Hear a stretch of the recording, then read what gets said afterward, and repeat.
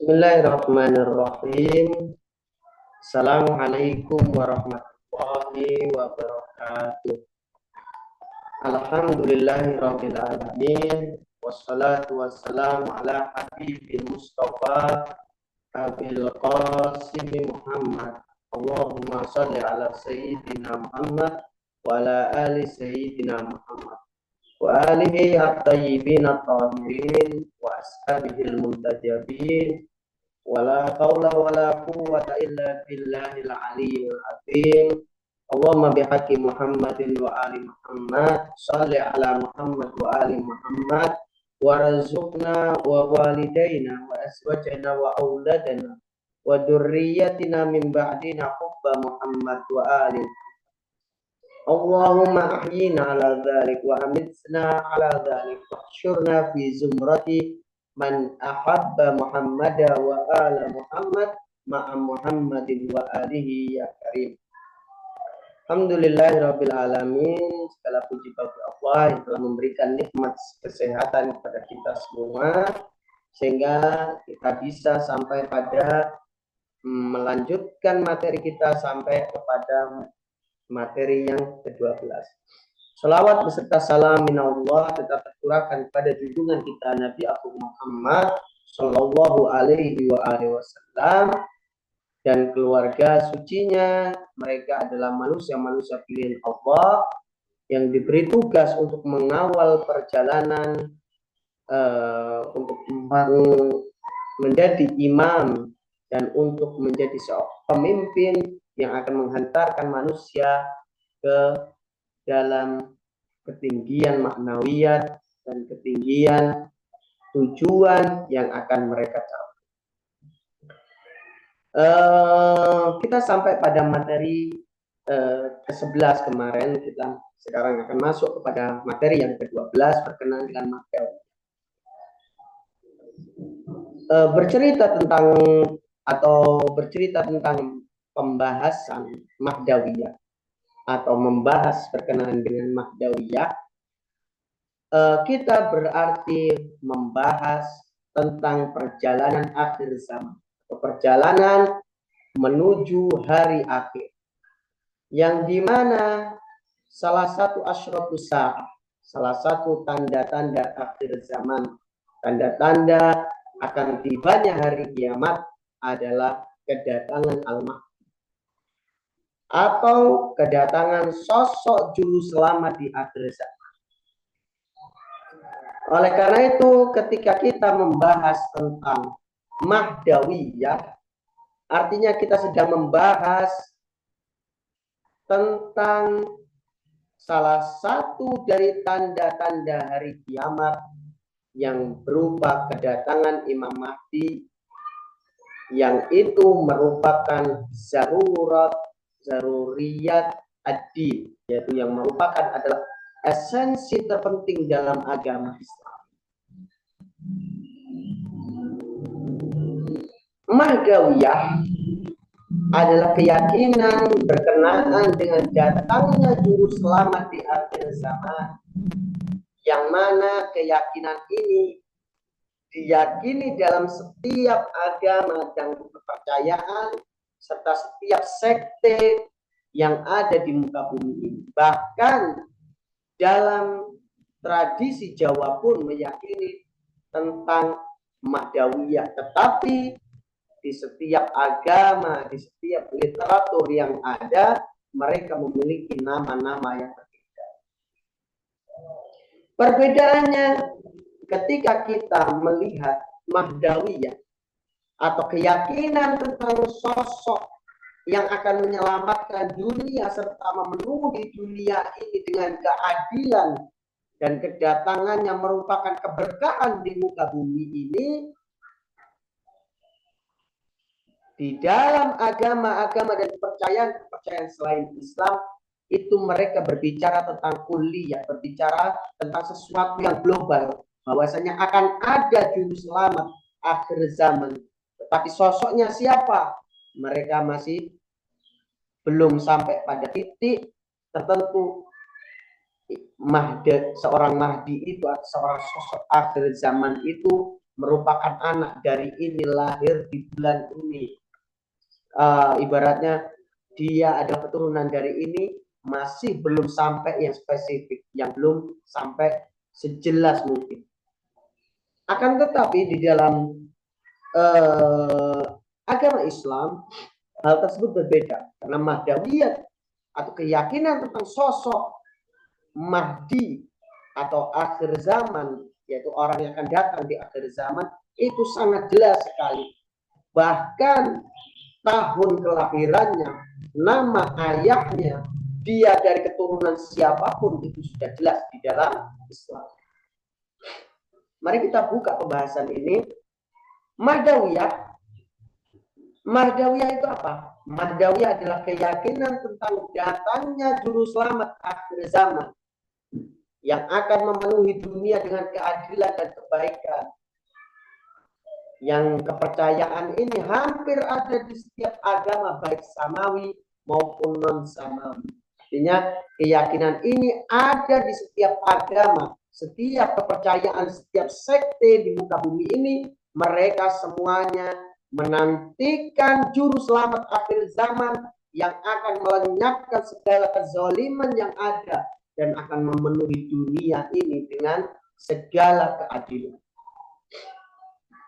Sedangkan keyakinan tersebut adalah zarurat atau zaruriyat ad-din, yaitu merupakan sesuatu yang tak terpisahkan dari agama. Ada sesuatu yang terpenting dalam agama Islam itu sendiri. Karena kan dikabarkan lewat hadis mutawatir, dan itulah merupakan hakikat dari Mahdawiyah. Artinya apa? Tentang berita tentang kehadiran sosok di akhir zaman ini tidak bisa diingkari di dalam agama Islam itu sendiri, karena berita-berita tentang Mahdawiyah, berita-berita tentang Imam Mahdi, berita tentang sosok akhir zaman ini selalu dikutip, selalu datang dari berbagai riwayat, dan riwayat yang berbicara tentang Mahdawiyah itu sampai pada derajat mutawatir yang tidak mungkin bisa seseorang mengingkari. Kalau ada orang mengingkari satu dan dua orang atau tiga orang, berarti dia telah mengingkari sesuatu yang terpenting dari agama Islam, dan itu bisa menyebabkan kekufuran bagi dia sendiri.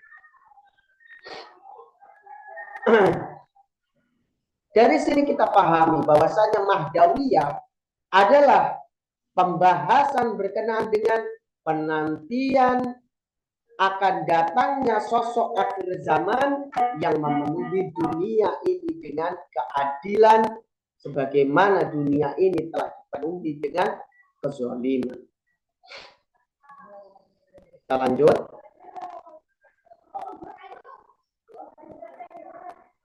Makna Mahdawiyah secara makna adalah pembahasan mengenai kemunculan Imam Mahdi alaihissalam yang merupakan juru selamat akhir zaman dalam pandangan Islam.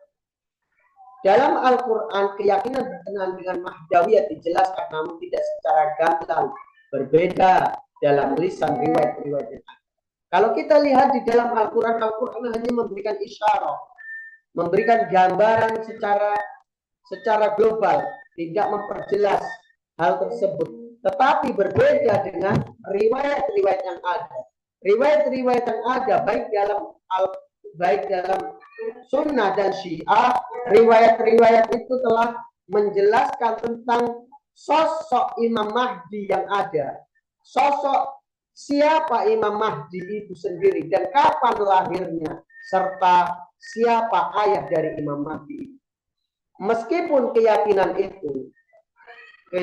datangnya juru selamat akhir zaman merupakan kepercayaan semua agama dan aliran, namun dalam Islam kepercayaan itu lebih terang baik dari berbagai sisi. Nah, sebagaimana telah Al-Fakir jelaskan tadi, bahwasanya meskipun semua agama meyakini tentang akan datangnya juru selamat di akhir zaman, tetapi ketika kita tengok di dalam Islam itu sendiri, keyakinan ini lebih jelas, lebih terang, sehingga kita tidak ragu akan datangnya sosok akhir zaman yang disebut dengan seorang Al-Mahdi, ya, penantian Al-Mahdi atau penantian datangnya juru selamat akhir zaman yang dikenal dengan Imam Mahdi itu di dalam Islam sangat gamblang. Kita tidak meyakini Al-Mahdi sebagai naum atau sebagai kulli, yaitu Al-Mahdi sebagai nama, tetapi kita memahami Al-Mahdi itu sebagai seorang sosok, bukan lagi seorang nama, yaitu Al-Mahdi namanya ayahnya seperti ini, tidak. Tapi kita telah mengenali Al-Mahdi di dalam Islam itu adalah Al-Mahdi sebagaimana seorang sosok yang dilahirkan pada tahun tertentu dan anak dari manusia suci yang bernama Hasan Al-Askari. Nah, selanjutnya kita akan bahas berkenaan dengan dalil-dalil tentang Mahdawiyah. Di sini kita akan ketengahkan berbagai dalil berkenaan dengan Mahdawiyah. Yang pertama adalah dalil akli, atau yang kedua dalil nakli, atau nanti kita akan balik. Yang pertama dalil nakli dan yang kedua adalah dalil akli. Kita lanjut pada dalil yang ada. Allah Subhanahu wa taala dalam surat Al-Anbiya ayat 105, Allah Subhanahu wa taala berfirman yang artinya, dan sesungguhnya kami telah menuliskan di dalam Zabur, walaqad katabna, sesungguhnya kami telah tulis di Zabur setelah zikr bahwa dunia ini akan diwarisi oleh hamba-hamba yang soleh. Nah, hamba bahwasanya akhir dari dunia ini, akhir dari perjalanan dunia ini akan diisi, akan diserahkan kepada hamba-hamba Allah yang soleh. Dan salah satu dari laqab Al-Imam Al-Mahdi alaihissalam adalah Aba Soleh, ayahnya atau bapaknya orang-orang yang soleh. Rasulullah Shallallahu Alaihi Wasallam di dalam Sunan Tirmidzi, beliau Shallallahu Alaihi Wasallam bersabda, dunia ini tidak akan berakhir sampai seorang laki-laki dari Ahlul Baitku yang namanya menyamai namaku menguasai Arab.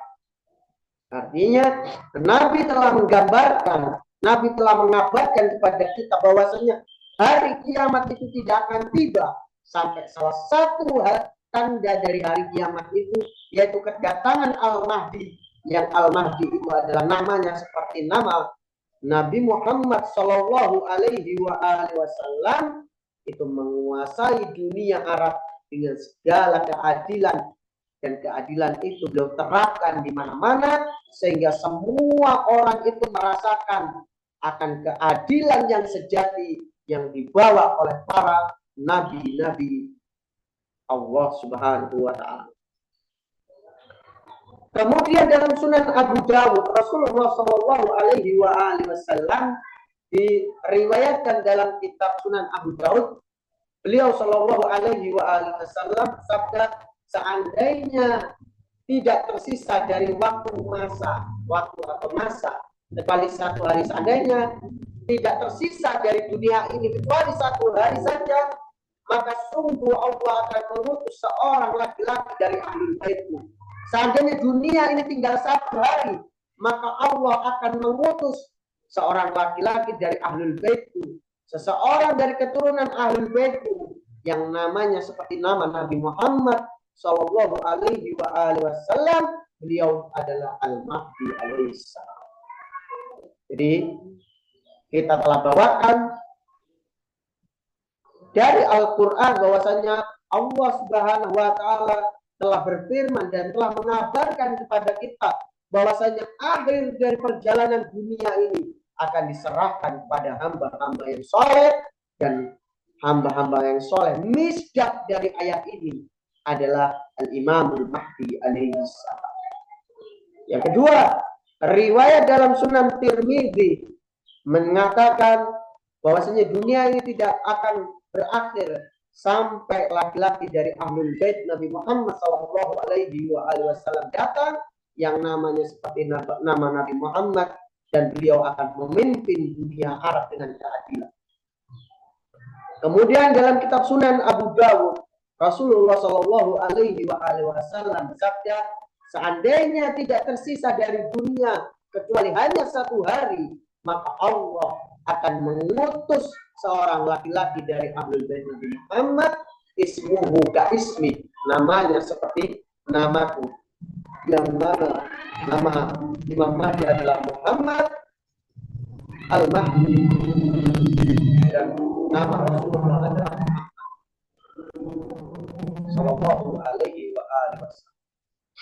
Ada dalil akli berkenaan dengan akan datangnya sosok akhir zaman, sosok yang akan menjadi dambaan setiap orang ketika bertemu dengan sosok yang bisa memberikan ketenangan ketika beliau datang, dan sosok yang selalu dinanti-nantikan oleh setiap manusia dari agama apapun, karena bagaimana kita ketahui kepercayaan berkenaan dengan Mahdawiyah adalah kepercayaan yang ada dalam setiap agama. Kita akan memakai burhan Lut untuk mengisbatkan berkenaan dengan keyakinan tentang datangnya sosok akhir zaman. Burhan Lut, seluruh taklif dan tugas ilahiyah memiliki tujuan yang logis. Artinya seluruh taklif yang dibebankan oleh Allah Subhanahu wa Ta'ala kepada manusia itu memiliki tujuan yang logis, tujuan yang sesuai dengan akal manusia, sesuai dengan fakta, sesuai dengan akal yang ada. Kemudian tujuan Allah itu selalu sesuai dengan awal tujuan penciptanya. Tujuan yang ada ini, yang diinginkan itu selalu sesuai dengan awal tujuan penciptaan manusia, yang tidak lain agar manusia sampai kepada sempurna. Karena seluruh taklif yang dibebankan atau tugas ilahiyah ini memiliki tujuan yang logis, memiliki hadaf, memiliki tujuan yang logis. Yang kedua, tujuan itu selalu selaras dengan awal penciptaan manusia, yang tidak lain tujuan itu adalah menghantarkan manusia kepada puncak kesempurnaan. Yaitu apa? Yaitu mendekat kepada Allah Subhanahu wa Ta'ala melalui pelaksanaan taklif. Segala sesuatu yang mempermudah manusia agar sampainya manusia kepada tujuannya, maka itu wajib dilakukan oleh Allah Subhanahu wa Ta'ala. Pertama, kita katakan Allah Subhanahu wa Ta'ala membebankan taklif ini memiliki tujuan yang logis. Yang kedua, tujuan itu selaras dengan awal tujuan penciptaan manusia, yaitu menghantarkan manusia kepada puncak kesempurnaan, yaitu dengan mendekatkan kepada Allah melalui taklif pelaksanaan. Yaitu dengan melaksanakan taklif itu, manusia itu akan sampai kepada kesempurnaan itu. Nah, oleh karena itu segala sesuatu yang mempermudah manusia untuk sampai kepada kesempurnaan itu, maka Allah wajib mempersiapkannya. Maka wajib Allah mengadakan sesuatu agar manusia itu sampai kepada puncak kesempurnaan itu. Karena pekerja yang bijak harus memikirkan segala hal yang punya andil dalam mewujudkan tujuan pekerjaannya.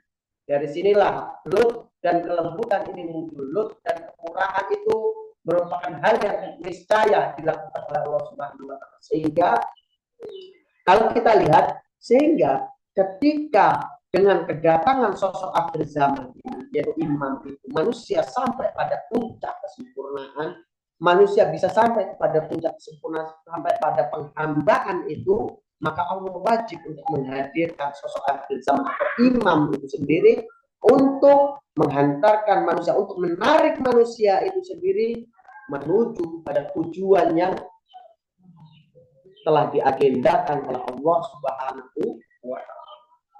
Oleh karena itu burhanul Lut adalah Allah ketika melihat sesuatu itu ketika dilakukan itu akan menghantarkan manusia kepada tujuannya, maka Allah wajib untuk mempersiapkannya, maka Allah wajib untuk mengadakan, dan Allah wajib untuk mendatangkan seorang imam, seorang juru selamat di akhir zaman untuk membawa manusia kepada puncak sempurna.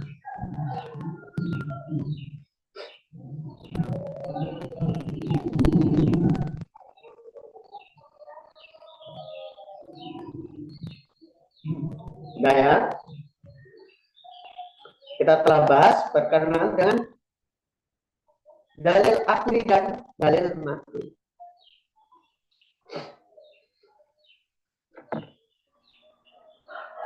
Mengenai dalil nakli kita bawakan 3 dalil, yaitu dari Al-Quran, dari kitab Sunan At-Tirmidzi dan Sunan Abu Dawud.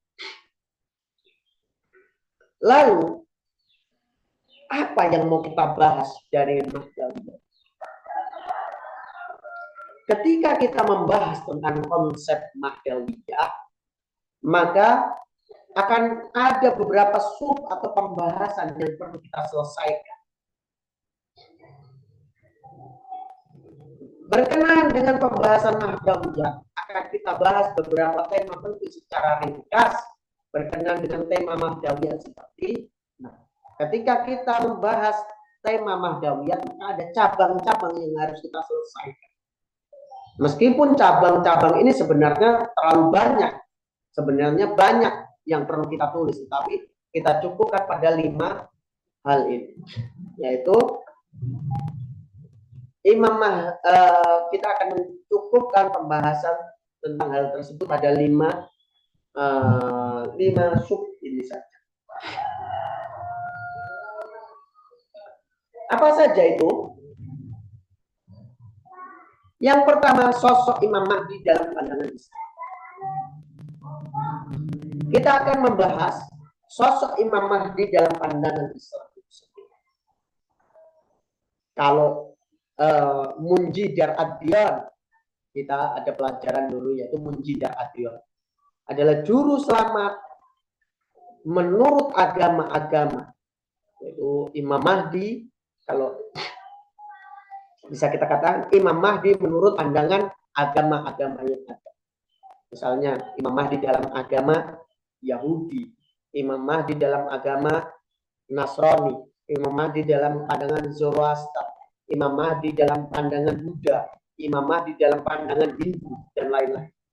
Itu adalah Munjidar Ad-Diyan, yaitu sosok juru selamat di akhir zaman menurut pandangan agama-agama. Tetapi kita tidak membahas tentang ini. Kita akan bahas sosok Imam Mahdi dalam pandangan Islam. Dalam pandangan Islam itu sendiri ada 2 kelompok besar yang perlu kita ketahui. Yang pertama adalah kelompok Ahli Sunnah, dan yang kedua adalah kelompok Syiah. Nah, dari kedua kelompok ini kita akan bahas bagaimana sosok Imam Mahdi dalam pandangan Islam itu dengan mengetengahkan dari 2 pandangan ini.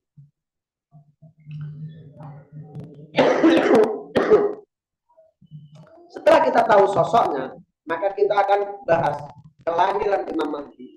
Imam Mahdi itu sudah lahir atau belum? Kemudian kita akan bahas lagi, kalau sudah lahir, lalu di mana? Apakah Imam Mahdi gaib atau tidak? Karena ada pembahasan tentang ghaibah, sebagaimana di dalam kitab Al-Akhbar fi Sahibi Zaman, atau lebih tepatnya di situ. Seorang ulama dari mazhab Syafi'i, yaitu Hafiz Muhammad Yusuf Syafi'i, beliau menulis kitab itu berkenaan dengan Imam Mahdi. Beliau menulis satu kitab berkenaan dengan Imam Mahdi, yang dimana beliau membahas dalam satu pembahasan, beliau berkenaan dengan ghaibah, tentang kegaiban Imam Mahdi. Begitu pula seorang ulama dari madzhab Syafi'i, Thalhah Asy-Syafi'i, di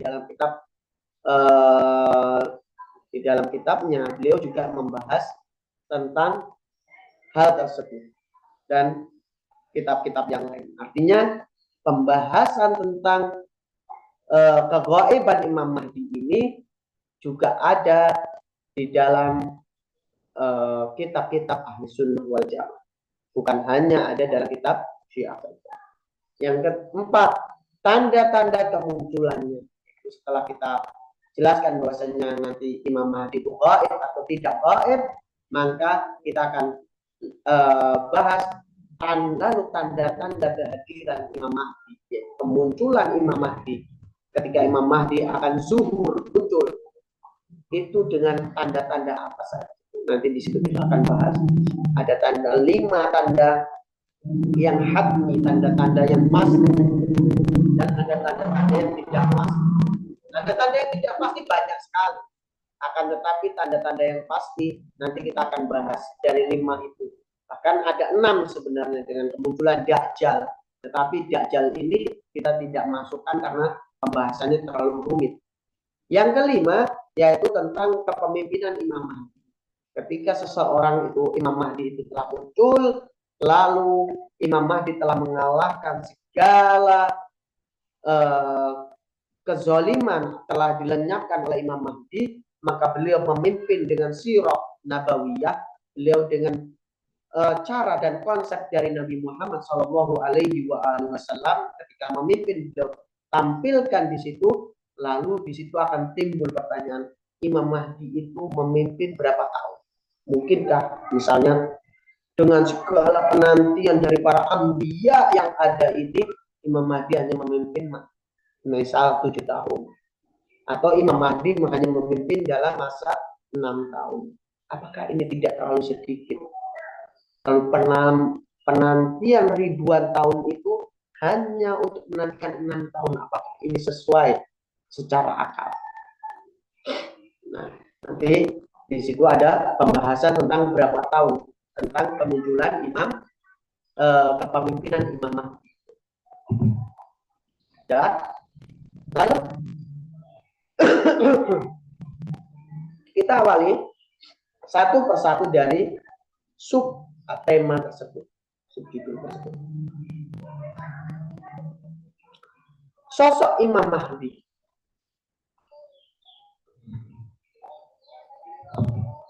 Imam Mahdi dalam pandangan Islam berbeda dengan sosok juru selamat akhir zaman dalam agama-agama lainnya. Dikarenakan dalam agama Islam sosok Imam Mahdi jelas dan berasal dari keturunan Rasulullah Shallallahu Alaihi Wasallam. Nah, yang pertama, sosok Imam Mahdi dalam pandangan Islam itu berbeda dengan sosok Imam Mahdi atau sosok juru selamat di dalam agama-agama yang ada. Kenapa? Karena sosok Imam Mahdi di dalam agama Islam itu lebih mengerucut pada orang-orang tertentu dan mereka berasal dari keturunan Rasulullah Shallallahu Alaihi Wasallam. Artinya, apabila seseorang tidak, maka setiap orang yang tidak memiliki hubungan darah dengan Rasulullah Shallallahu Alaihi Wasallam, maka tidak mungkin Al-Mahdi lahir dari mereka. Dan semuanya ini Al-Mahdi minna ahlul bait, atau Al-Mahdi itu adalah dari ahlul bait, dari keturunan Rasulullah Shallallahu Alaihi Wasallam. Hanya saja meskipun kita sepakati bahwasanya Imam Mahdi adalah lahir dari, beliau adalah dari ahlul bait Nabi Muhammad Shallallahu Alaihi Wasallam. Tetapi hanya saja perbedaan antara ahli sunnah dan syiah terletak pada dari keturunan Al-Hasan atau Al-Husain kah Imam Mahdi. Nah, jadi Al-Mahdi itu ketika kita sudah sepakati Al-Mahdi itu min ahli bait, yaitu dari keturunan ahlul bait. Kedua, pertanyaannya, Al-Mahdi itu dari keturunan Al-Hasan atau keturunan Al-Husain? Sebagian riwayat mengatakan, oh dia keturunan dari Al-Hasan. Tapi sebagian riwayat yang jumlahnya banyak itu mengatakan bahwasannya Al-Mahdi berasal dari keturunan Al-Husain alaihissalam. Lalu timbul lagi pertanyaan, lalu sudah lahir atau belum sosok juru selamat di akhir zaman seperti itu? Pertanyaan lagi, bahwasanya Imam Mahdi itu sudah lahir apa belum? Kalau lahir terus di mana? Kalau belum terus kapan lahir?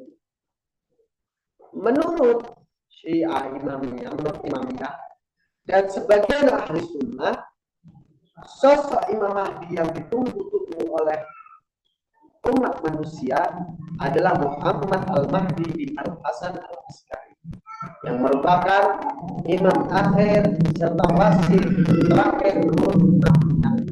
Sedangkan sebagian ahli sunnah yakni Imam Mahdi sosok yang belum jelas dari keturunan Nabi Muhammad Shallallahu Alaihi Wasallam.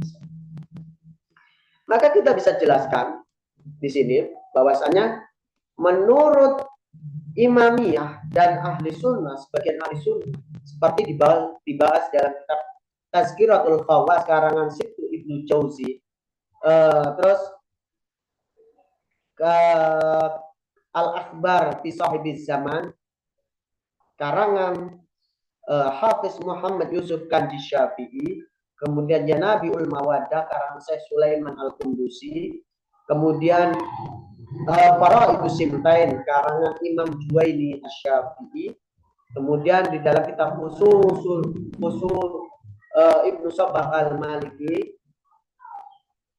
itu juga di situ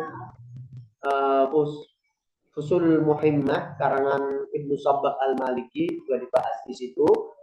Kemudian di dalam kitab-kitab yang lain seperti An-Na'imul Muqim fi Itratin Naba'il Azim karangan Syekh Syarifuddin Al-Mausuli As-Sufi Asy-Syafi'i, dan kitab-kitab yang lain seperti kitab Nurul Absar juga, kitab Al-Ghaibah Nu'mani, dan kitab-kitab yang lain bisa dibaca sendiri.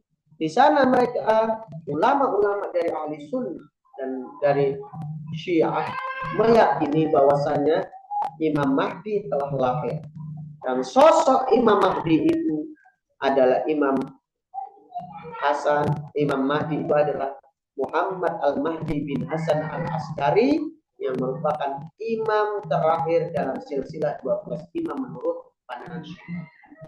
Sedangkan dalam pandangan ahli sunnah, Imam Mahdi itu belum lahir, dan meskipun telah dijelaskan bahwasanya dia dari keturunan Nabi Muhammad, ismi, namanya seperti namaku, misalnya nama ayahnya seperti nama ayahku, tetapi belum jelas dari siapa dia akan lahir.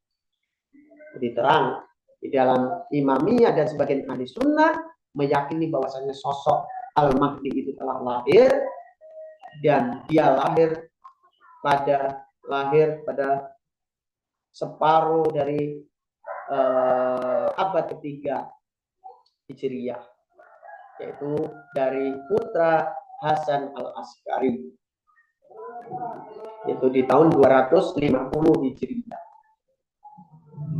atau 255 Hijriyah. Itu adalah sosok Al-Mahdi. Sedangkan kalau kita lihat lagi, nanti di modul nanti kita akan terangkan lebih jelas bahwasannya pandangan-pandangan ini memiliki, misalnya pandangan-pandangan ini ketika seseorang itu mengatakan bahwasannya seperti pandangan Imamiyah dan pandangan bagian ahli sunnah ketika meyakini Imam Mahdi itu Imam Mahdi itu adalah sosok dari Muhammad bin Hasan Al-Askari, itu dengan dalil mana? Nanti kita akan ketengahkan dalil-dalilnya di modul itu, karena ini pembahasannya kita harus waktunya sebentar, maka kita akan bahasnya lebih cepat.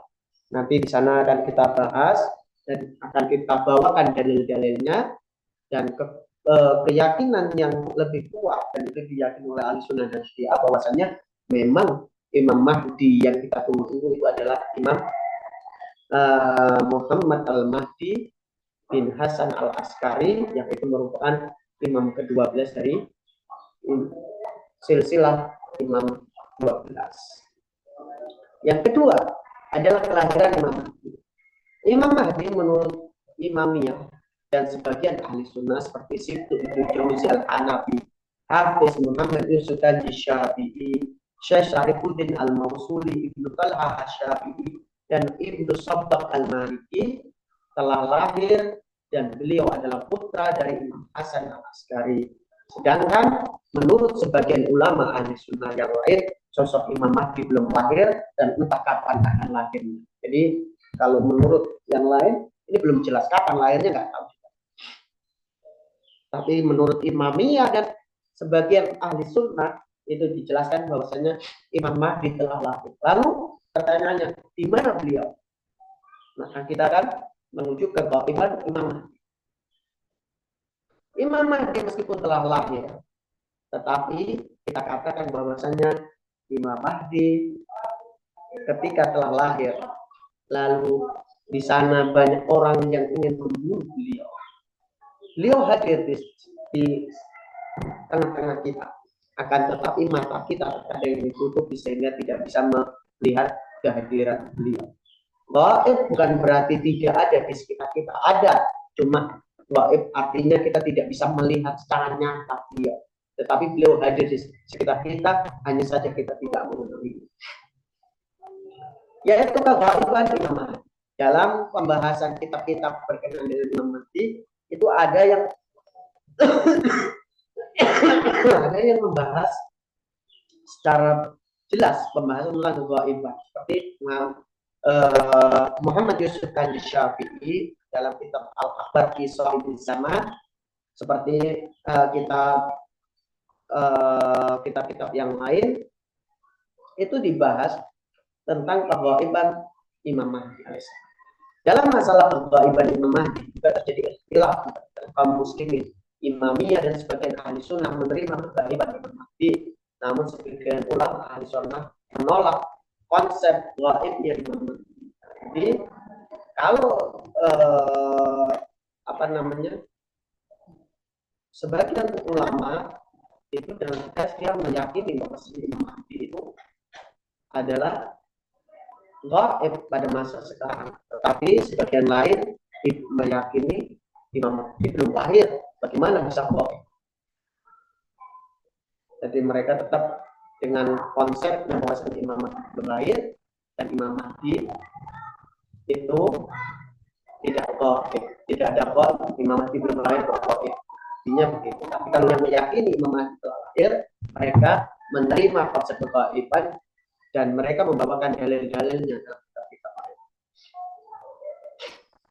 Kemudian tanda-tanda kemunculan Imam Mahdi. Tanda-tanda itu ada dua. Tanda-tanda kemunculan Imam Mahdi itu dapat dibagi menjadi dua, hatmi yang pasti dan ghairu hatmi yang tidak pasti. Tanda-tanda yang hatmi ada 5, seperti keluarnya pasukan Sufyani, keluarnya pasukan Yamani, suara teriakan dari langit, sayhat minas sama, yaitu suara teriakan dari langit, terbunuhnya nafsu zakiyah, menyebarnya pasukan Sufyani sampai pada pasir bernama Baidok antara Mekah dan Madinah. Adapun tanda-tanda yang tidak pasti sangat banyak sekali. Mungkin sekarang sudah banyak terlihat di dekat kita. Adapun sebenarnya tanda-tanda 5 ini adalah tanda-tanda hatmi, tanda-tanda yang pasti. Apabila 5 ini telah terjadi, maka kehadiran Imam Mahdi itu sangat dekat sekali. Kemudian kita lanjutkan. Ini paham ya, maksudnya tanda-tanda yang hatmi itu ada 5. Hatmi itu yang pasti, dengan kemunculan ini secara serta, maka berarti kehadiran Imam Mahdi sudah dekat dengan kita. Kemunculannya sudah pasti dekat dengan tanda-tanda yang pasti. Tapi kalau tanda-tanda yang tidak pasti ini banyak sekali terjadi, bahkan di sekitar kita pun sudah terjadi tanda-tanda. Selanjutnya kita lanjut. Berkenaan dengan masa kepemimpinan Imam Mahdi terjadi ikhtilaf yang sangat serius, sehingga ulama tidak bisa menentukan secara pasti berapa tahun Imam Mahdi akan memimpin dunia dengan keadilan dan kemakmuran. Bagaimana disabdakan oleh Nabi Muhammad SAW, karena terjadi ikhtilaf syadid, yaitu ikhtilaf yang sangat serius, sehingga sehingga tidak bisa kita menentukan kapan, berapa tahun itu, karena riwayat menjelaskan berkenaan dengan pembahasan tahun pemerintahan Imam Mahdi, antara lain ada yang mengatakan 5 tahun, ada yang mengatakan 6 tahun, 7 tahun, 8 tahun, 9 tahun, 10 tahun, 14 tahun, 19 tahun, 20 tahun, 30, 40, 70, 140, sampai paling banyak 309 tahun. Akan tetapi semuanya kita yakini bahwasanya berapa tahun kepemimpinan Imam Mahdi itu, maka itu terasa bagaikan puluhan tahun, bahkan bisa dikatakan ribuan tahun. Kenapa? Karena hidup di bawah kekuasaan, di bawah kepemimpinan Imam Mahdi itu, kita akan merasakan keadilan yang benar-benar, keadilan yang diimpi-impikan oleh setiap nabi yang ingin mereka lakukan, itu bisa terwujud di tangan Imam Mahdi alaihissalam. Oleh karena itu, entah berapa tahun pun itu sudah terasa bagaikan ribuan tahun. Karena apa? Karena kita merasakan keadilan yang sejati itu muncul di saat itu, dan kebenaran dijunjung di mana-mana, serta orang hanya mementingkan mendekatkan diri kepada Allah. Banyaknya tahun tersebut banyaknya perbedaan tahun tersebut menjadikan ulama tidak bisa memastikan sampai berapa tahun Imam Mahdi akan memimpin dunia. Akan tetapi secara global, kedatangan Imam Mahdi dan memimpinnya adalah sebuah kepastian. Karena itu perbedaan tahun ini harusnya tidak menjadikan kita berkecil hati. Masa Imam Mahdi memimpin cuma segini. Itu jangan kita bahas segini dan segininya. Tetapi kepemimpinan yang dibawa oleh Al-Mahdi adalah kepemimpinan ilahiyah. Satu hari berada di kepemimpinannya itu sudah bagaikan berapa ratus hari, bahkan ribuan hari ketika dipimpin oleh orang lain. Karena itu kita harus tetap mengimani meskipun perbedaan itu ada, tetapi secara global kedatangan Imam Mahdi dan memimpinnya ada sebuah kepastian yang harus kita yakini dan tidak boleh kita meragukan sedikit. Sampai di sini, mungkin kalau ada pertanyaan silakan ditulis, nanti akan kita bahas pada pertemuan selanjutnya ketika kita kelas online, insya Allah. Wassalamualaikum warahmatullahi wabarakatuh.